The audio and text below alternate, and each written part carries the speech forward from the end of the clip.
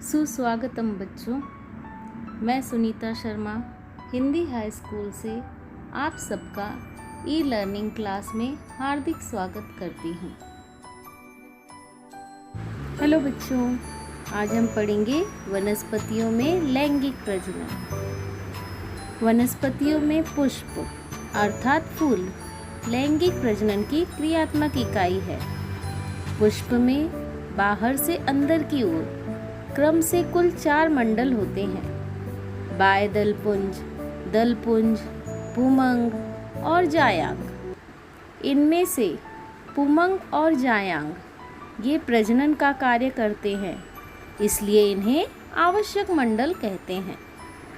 बाह्यदलपुंज और दलपुंज ये आंतरिक मंडलों की सुरक्षा करते हैं, इसलिए इन्हें अतिरिक्त मंडल कहते हैं। बच्चों, बाह्यदलपुंज के घटक दलों को पिच्छक कहते हैं। वे हरे रंग के होते हैं तथा उनका कार्य कली अवस्था में फूल के सभी आंतरिक अंगों की रक्षा करना है। दलपुंजों के घटक दलों को पंखुड़ी कहते हैं और वे विभिन्न रंगों में होती हैं। इनका कार्य परागण के लिए कीटकों को आकर्षित करना है। बच्चों, पुमंग यह नर दल है। इनके घटक दलों को हम पुंकेसर कहते हैं। जायांग यह स्त्री दल है और इसके घटकों को हम स्त्री केसर कहते हैं। बच्चों, अगर एक ही पुष्प में पुमंग और जायांग ये दोनों भी मंडल उपस्थित हों तो ऐसे पुष्प उभयलिंगी पुष्प कहलाते हैं। इसका उदाहरण है गुड़हल का फूल।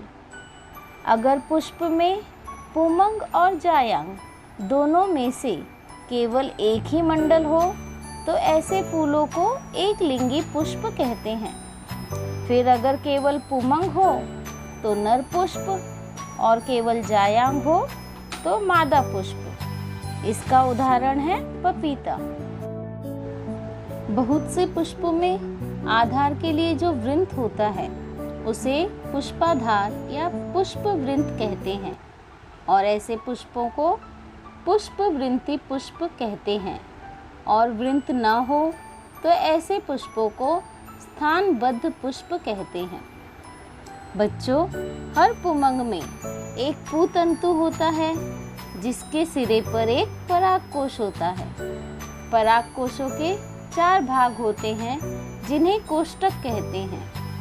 इन कोष्ठकों में अर्धसूत्री विभाजन की सहायता से परागकण तैयार होते हैं। उचित समय पर परागकोश फूटकर अंदर से परागकण बाहर आते हैं। जायांग के घटक दल अर्थात स्त्री केसर ये स्वतंत्र रूप में या संयुक्त रूप में हो सकते हैं। प्रत्येक स्त्री केसर अर्थात जायांग के सबसे निचले भाग में एक अंडाशय होता है। अंडाशय से ऊपर की ओर एक खोखली वर्तिका निकलती है। वर्तिका के ऊपरी सिरे पर एक वर्तिकाग्र होता है। अंडाशय में एक या अनेक बीजांड होते हैं। प्रत्येक बीजांड में अर्धगुणसूत्री विभाजन द्वारा भ्रूणकोश तैयार होता है। प्रत्येक भ्रूणकोश में एक अगुणित अंडकोशिका और 2 अगुणित ध्रुवीय केंद्रक होते हैं। बच्चों, जब परागकोश के परागकण स्त्री केसर के वर्तिकाग्र पर स्थानांतरित होते हैं तो इस प्रक्रिया को परागण या परागीभवन कहते हैं। परागण अजैविक घटक जैसे हवा, पानी या जैविक घटक जैसे कीटक, पक्षी या अन्य प्राणी इनकी सहायता से होता है। परागण के समय वर्तिकाग्र चिपचिपी होती है। इस चिपचिपे वर्तिकाग्र पर परागकण गिरने पर वे अंकुरित होते हैं अर्थात उनमें 2 पुयुग्मक निर्मित होते हैं और एक दीर्घ परागनलिका का निर्माण होता है। बच्चों, ये परागनलिका 2 पुयुग्मक का वहन करती है। यह परागनलिका वर्तिका से होती हुई बीजांड के भ्रूणकोश तक पहुंचती है।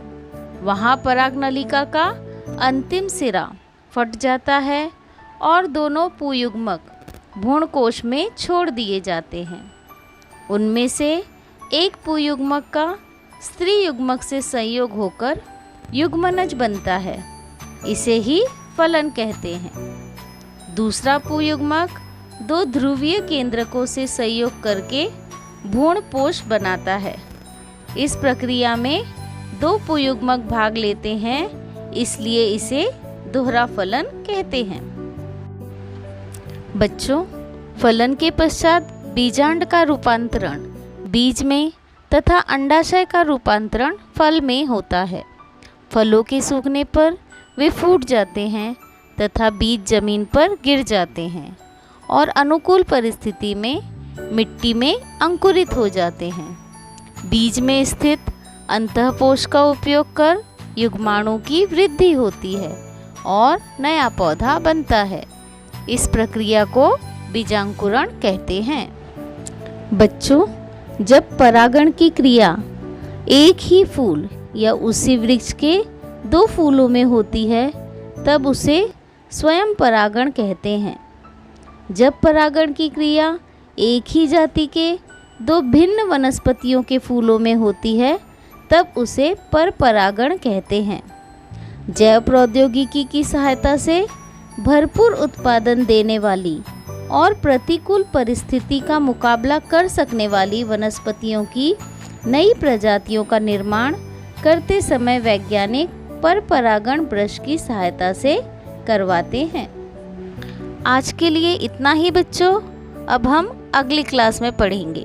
धन्यवाद।